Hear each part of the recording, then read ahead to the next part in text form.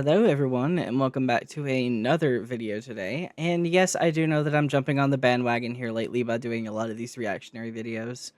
But it's good content and it's something that I enjoy. So I'm going to do the things that I enjoy on my channel, including the games I want to play and the stuff I want to react to. That does not mean that I won't take viewers in mind and I will actually take requests. You just have to submit them to me and or join the Discord and put up some video ideas. I do have a Discord that will allow you to put video submission ideas into it. And I will put the link to that in the description of this video. And if anyone wants to come and join, then you're more than welcome. But for today, it's going to be Dante versus Clive, death battle, and it's going to be Devil May Cry versus Final Fantasy. Where I stand with the characters real quick, I love both series. I love Final Fantasy and I love Devil May Cry.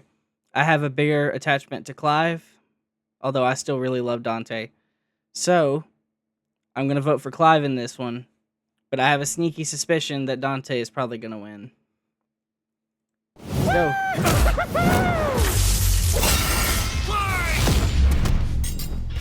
Dante versus Clive. DMC's Devil Hunter versus Final Fantasy's Shield of Rosaria. He's Wiz and I'm Boomstick. And it's our job to analyze their weapons, armor, and skills to find out who would win a death battle. This looks good. It's a dangerous world out there. Using cultists, like actual demons, mechanics. and evil businessmen. Covers spoilers lust for Devil May power. Cry 5. And every day or brings a new specific. cataclysm humanity must face. This world may seem like the end, but for a devil hunter like Dante, it's party time. Who'd expect anything less from the son of the legendary demon Sparta? A dark knight who, thousands of years ago, woke up to justice and sealed away the demon lord, Mundus. But then Sparta mysteriously died, and his wife got iced by some demons, leaving Dante and his brother Virgil separated. Despite a long-gone family, Dante kept a chipper attitude and set up a Yeah, business dedicated to one thing. Killing demons? And with the blood of Sparta running through him, he's the best in the business. By harnessing his own demonic energy, Dante bolsters his speed, power, and durability, letting him block kaiju-sized punches, move faster than a meteor, and regenerate like an unstoppable force of nature. Yeah. As long as he has the energy, he can heal from getting shot, stabbed, sliced through. Basically anything. Even without his regeneration, he's survived heat that would reduce the layman to ash. But no hunter is complete without an arsenal, and Dante's got one hell of a sword left by his dad, Rebellion. Yep, plus that sword ebony is awesome. and ivory, 2 magic pistols with endless ammo clips. You And they say cannot the perfect gift doesn't exist. But Dante's full arsenal is far larger and stranger. Like King Cerberus, a shape-shifting set of elemental nunchucks. Cavalier, a pair of buzzsaws that are also a motorcycle. Balrog, fiery fisticuffs for boxing and capoeira. And Navan, guitar.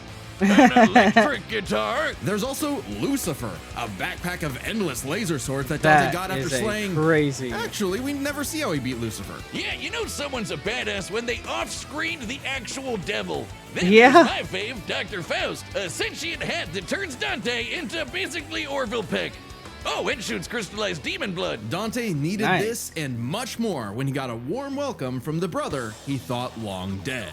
In a twist of fate, Virgil was alive, but went down a very different path. While Dante was partying, Virgil studied the blade, seeking the power he needed to exert his will, even if it meant killing his own brother. Something he came close to doing in their first meeting. But the defeat only spurred Dante's awakening. He learned to teleport using Trickster, slow down time through Quicksilver, and double-team foes with Doppelganger. With a slick pose and the right timing, he can royal guard dang near anything, then use the absorbed energy to armor up as a dreadnought. And then there's Devil Trigger, a super form Dante achieves through his supernatural power. By tapping into his inner demon, Dante can fly and gains an enormous boost in speed and power. Naturally, his rematch with Virgil went very differently, and that was far from Dante's peak. When Mundus got up to his old tricks, Dante battled the Demon Lord in a vast sea of stars, a universe Mundus created on a whim. Even later, Dante one-shot a stronger alternate future Mundus who had completely merged with the demon world. So he's kind of these older like video game continuities had ridiculous amounts of things like put into them, like a universe made on a whim. Like seriously, this is ridiculous. But it's kind of fun just to sit here and listen to all the stuff just go by. I hadn't seen many calculations so far. I just seen tons of like unbelievable feats. Oh, this is going to be a wonderful death battle. A big deal. Literally, Mundus became a living universe just for Dante to shoot him in the face. Then there's Argosax, a god so astronomically intense, he had the power of every other demon in existence. A divine deity of the sun that Dante also shot in the face. Oh, that guy. I completely forgot about him. Funny, so did Dante. Despite how powerful Argosax was, he was just an insignificant Tuesday to Dante. So it's safe to say Dante had become the strongest around. But no amount of style, pizza, or wahoos could fill the hole in his heart. Sure, Virgil was a power-hungry weeb, but he was still his bro. Beneath Dante's antics, killing the last of his family kinda messed him up. Until he learned his family wasn't as gone as he thought. It turns out he had a nephew, Nero, who Dante would help get into the family business in his own unconventional way. And for dead weight, Nero was pretty badass, even helping Dante take on the so-called Demon King Urizen. Nero's Devil Breaker arm can fire light-speed lasers that Dante and Virgil have dodged. Dante and Virgil can already dodge lasers in their base Here's forms, calculation but when territory. charged with enough demonic energy, they can outright blitz beams over 11 times faster than light. Nero even survived getting melted down while inside a living statue. It's a long story. That is nuts. And that's the same sort of regeneration that Dante has, meaning he can survive being turned into a puddle. So Dante was ready when Virgil somehow returned. Again. And made an apocalyptic demon tree for what else? More power! With the entire world now on the line, Dante had to get serious and fully embrace his human and demon sides alike by stabbing himself. Holy shit, Dante has been impaled so much, he decided to make it how he powers up. So he got his greatest weapon, Devil Sword Dante, and became Sin Devil Trigger. This is Dante's demon energy at its peak. That is He crazy. can fire lasers with Loose, obliterate with the fires of Judgment, and surpass even the legendary Sparta. But although Dante was totally a match for Virgil, neither of them would budge on their ideals.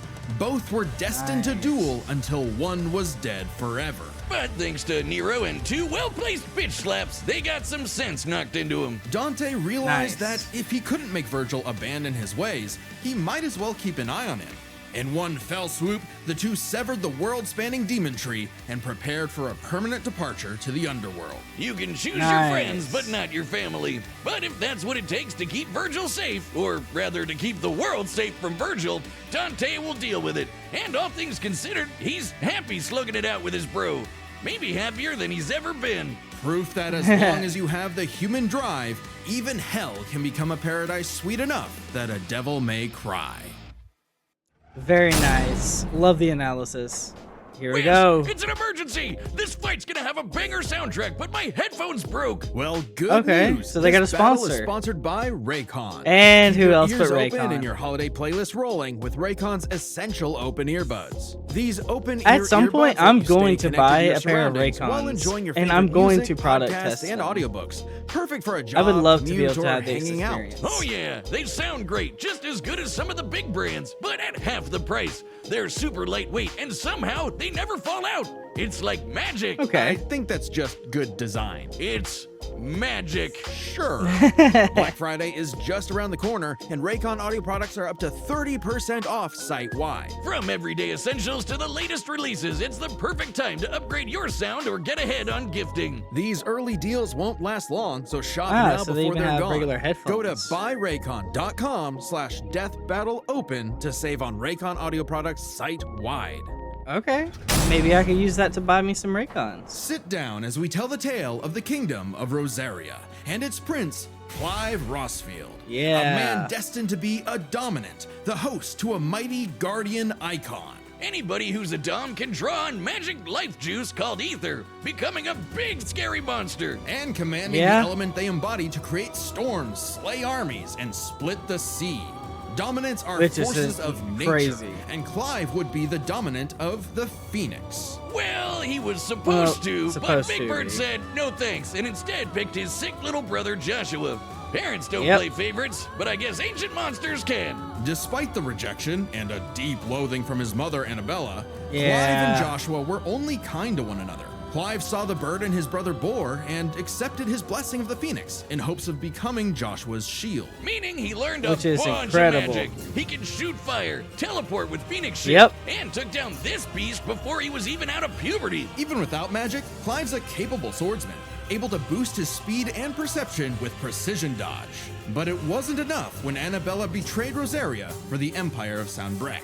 In Yes, one night, she did. Clive's knights, people, and his own father were slaughtered before him. Quick, someone use Yeah. a Phoenix down! Which is Those ridiculous. aren't in this game. Well, that's unfortunate. But the Phoenix icon sure is, because the trauma of everything made poor Joshua lose control. Clive wanted nothing more than to help his brother, and perhaps this desire awakened the icon that was in him all along, the fiery beast, Ifrit. Boy, Yep. is Ifrit a wild one. Just standing nearby will incinerate the average Joe. It can make fire barriers, regenerate lost limbs, decimate foes with a flaming spirit bomb, and Yep. shatter a walking mountain. The downside being Clive That thing couldn't is control crazy. it. He didn't even remember becoming Ifrit or battling the Phoenix in a fight that reduced everything he loved to cinders, leaving Joshua Yep. presumed dead.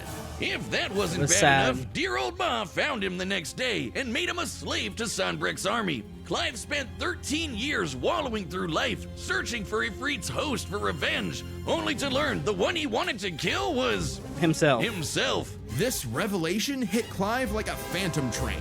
He thought death was all he deserved for taking the lives of Joshua and so many others. Even so, mean, can you there blame was him? a light at the end of the tunnel.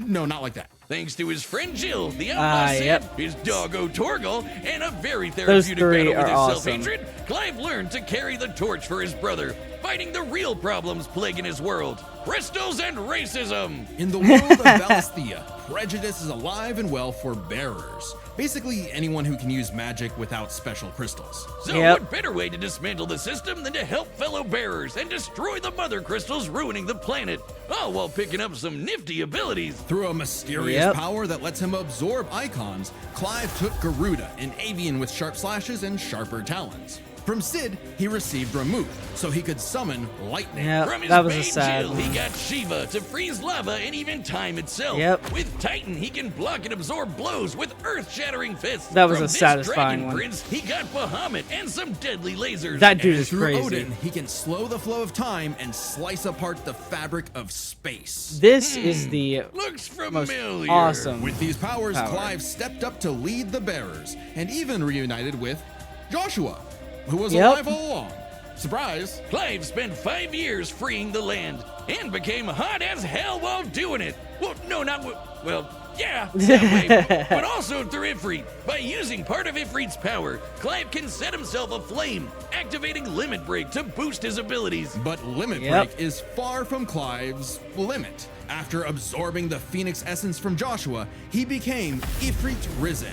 Now Yep. fully in control of the monster that had tormented him, he embraced his role as a shield for his brother and friends. Just in time to battle in space, block a planet-wiping blast, and overpower this dragon at the speed of light. That's no exaggeration. it is Ifrit crazy. Risen is literally stated to move at light speed. Not surprising when Clive has intercepted lasers over 3 times faster than that, and overpowered Omega, a god-slaying weapon that can destroy, and I quote, Oh, all yeah. of creation. But what made Clive strong enough to do all this? You know, besides the majestic man cleavage. Turns out Clive's birth was orchestrated. He was intended to become the vessel of Ultima, an ancient, all-powerful being that created humanity, but abandoned them after they developed free will. It's Meaning pretty crazy. everything that happened was the fault of one person. God, the bastard! But Clive wouldn't be a puppet. If God was in the way of humanity's freedom, then God was gonna die. Easier said than done. Yeah. No shit. Ultima was stronger than anyone Clive had faced, able to warp all of reality to create a universe. But Clive had a secret not even Ultima foresaw. Over his journey, he developed a special state of mind, Logos. aka someone powered by human will and the bonds of consciousness with others. Okay, that sounds like anime friendship crap, but trust me, it made Clive a badass who could surpass his limits, getting stronger over the course of just one fight. So much so that, despite it was a lot of fun to against do that Ultima fight. initially, by the end of the fight, Clive took out Ultimalius, a more powerful amalgamation of Ultima and his entire species, all while Clive was in his base form. Ultima literally became Ultima squared, but Clive still kicked his ass. Using his bonds with his brother, his friends, and his unbridled will, Clive killed God in a giant 999,999 damage punch. Okay, so it really was the power of friendship after all. Man, this guy's got a future in shonen. Well, except we don't really know what happened to Clive. Whether he lived or died, though, doesn't really matter. It was his journey and the world he created that made his life meaningful. Clive's dream of a future where everyone can live and die on their own terms had become a reality. And his stories were written up in a book by a certain Joshua Rosfield, which he titled Final Fantasy. It is pretty nuts.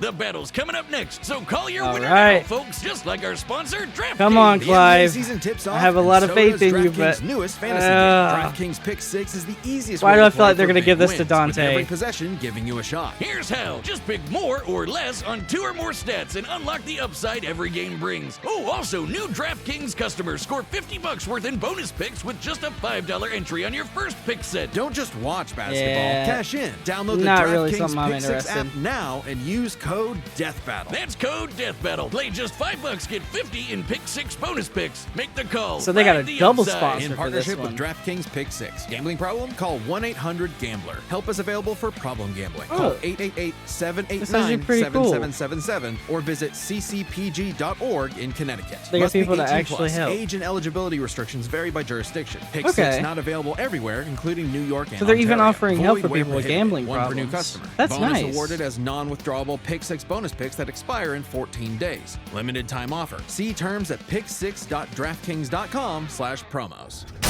All right, call your bet. I'm going with my boy Clive. All right, the combatants are set, and we've run the data through all possibilities. It's time for a death battle! Oh boy, here we go. This is gonna be insane. Polishing that sword. And of course, nonchalant as ever. Hey, I heard your fiery friend is causing trouble, and I'm in the business of dealing with trouble. Okay. Leave now. I have a god to kill. The last thing that will stop me is a demon.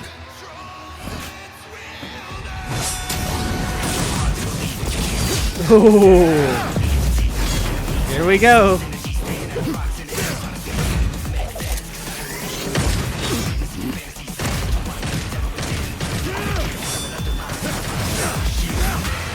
This is so cool. Using gameplay elements from both of them. What the? Let's rap.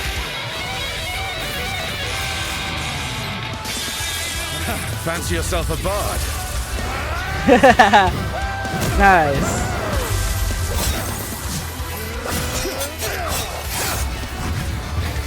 Oh my gosh. It is so cool. They're using their whole arsenals.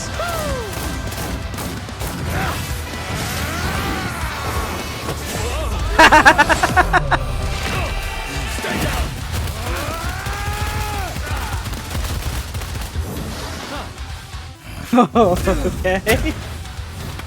No hiding in the shadows anymore, Smokey.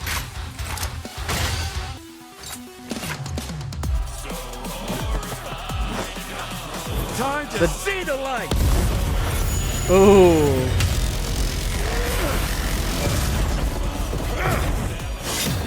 Oh.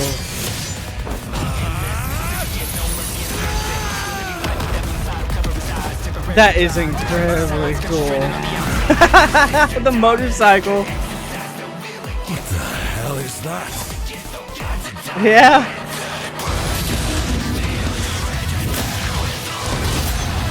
Here they are, powered up forms. Oh my gosh.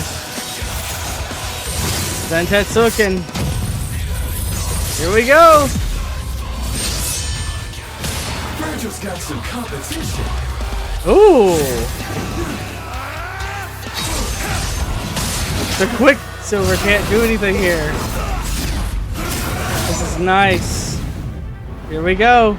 The real fight is about to start. Still holding out on me? Let's see what your monster can really do. So the devil cries for more. Let's give him everything we've got. Joshua! Oh. Here's Ifrit. They give him Risen Ifrit. Here's the real fight.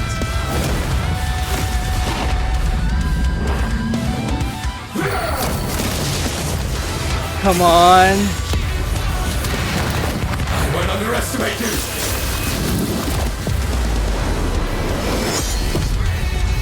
I'm so nervous.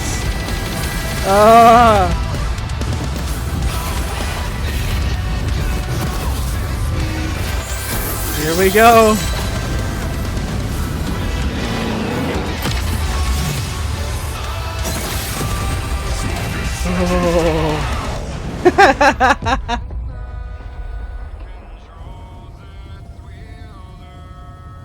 Come on.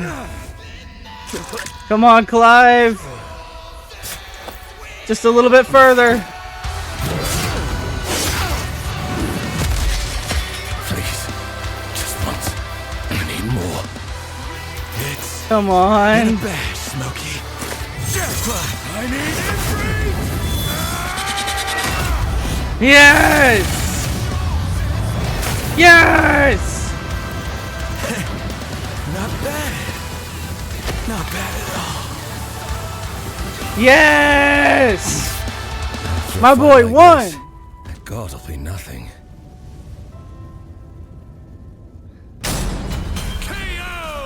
Yes! That was a whole nother level of close, but I think we Yeah. got the point. This was not an easy call to make. Dante and Clive Oh. matched each other so closely, it was hard finding a definitive advantage either had. Okay, This so is what best broke it? explained through 3 categories, starting with Alright, stats. here we go. Dante and Clive could easily beat up universe-busting threats. Mundus and Ultimalius could create universes at a whim, and Dante and Clive defeated them sans their own super forms. Yep. Dante and Clive could both consistently intercept lasers at faster than light speeds. And Dante could Okay. always amp up with demon juice to briefly outspeed Clive anyway. But Clive True. could match that by boosting his own speed and reflexes through precision dodge. Yep. Both were so beyond the pale that neither could definitively Okay, overpower the other. so stats Still, is a given tie. their crazy powers, you'd think one of their abilities would break the deadlock. Not so Not- much. Dante and no. Clive could generally match each other blow for blow, be it to teleport, slow down time, flash freeze the other, block and Yep. absorb hits, etc. And Dante could survive the intense flames of Ifrit. He's dealt Yeah. with heat like that before. Though Clive did not have a perfect match against Doppelganger, he did have more methods of manipulating time, both more Yep. reliable and abusable, in addition to defensive measures like Ifrit's barrier to fall back on to outlast powers like Doppelganger. But Yeah. their super forms evened out. Any edge Clive could get from, say, Limit Break or Ifrit Risen, Dante could match with Devil Trigger or Sin Devil Trigger. In Yep. the end, both have answers to most Oh of each my other's powers, gosh. making it still anyone's win. Which is why it came down to one The major last factor. thing. Endurance. Just how long could these two keep at it? While Dante's super forms could undoubtedly keep up with Oh. Clive's, there is an emphasis in story and gameplay that they expend a lot of demonic energy. The longest Dante has battled in Devil Trigger against someone his equal is about 6 minutes. And abilities Okay. like Doppelganger, Quicksilver, and Sin Devil Trigger burn through it even faster. Okay. Clive's time in Ifrit Risen isn't limitless either, but it can last longer, fighting for tens of minutes if necessary. But given how Yeah. close this match is, it's vital. If Ifrit Risen catches Dante outside of Devil Trigger, it's over. I Yep. know what you're thinking. Dante's crazy tough. His healing factor's way better than Clive's. Clive can regen lost limbs, sure, but Dante can heal from getting reduced to a puddle. Couldn't he just tank Ifrit's attacks? Well, yes, the real but question. also no. This is where context is everything. While no doubt impressive, Dante's healing has been overcome in the past because it is tied to how much energy he has. Less demonic energy means a less potent healing factor. Like when he got knocked out for a month straight by Urizen, only surviving thanks to a constant source of demon blood. Hell, overtaxing demon regen is how Dante killed Virgil in the first place. Even if we assume Dante could get a second wind, it's always possible Clive could get one too, becoming even stronger from pure willpower, just like when he fought Ultimalius. So for as tough and persistent as Dante was, Clive was able to endure just that much more to get the final edge. The devil was in the details, but Clive's victory is no fantasy. The winner is Clive Rosfield. Yes! Next time on Death Battle. Alright, who's next? 2025 finale. Wait, Stellar Blade? Or is it? No, it's what is it? No, it's Pokemon versus Yu-Gi-Oh? Subscribe and join as Ash Ketchum versus Yugi Moto. Oh boy, this is gonna be good. I saw the Watchtower and it kind of like blended for me for Stellar Blade for a minute. That's my bad. But Ash versus Yugi, that's gonna be a hard one. Because typically Yu-Gi-Oh monsters are way stronger than Pokemon. I have a drastic doubt on what this battle is gonna be. Because the last Pokemon versus Digimon fight, and yes, I have watched it. I wish I should have put a video up on it. That's my bad. It did not go as well. Okay, my final thoughts. The beautiful battle. It was well designed, and also there was a lot of really good analysis in this. I am impressed. And as such, I'm going to continue watching even more death battles. I'm going to be putting out a Master Chief versus Doomslayer video really soon. So that'll probably be the next one after this one. And then I'll just keep going down the list and trying to reduce as many of them as I can before the new ones come out. That way so I can be able to actually stay kept up with everything. But thank you all for watching. I hope you all have a fantastic rest of your day and or morning, depending on where you are, or when you're watching this. And as always, see you later.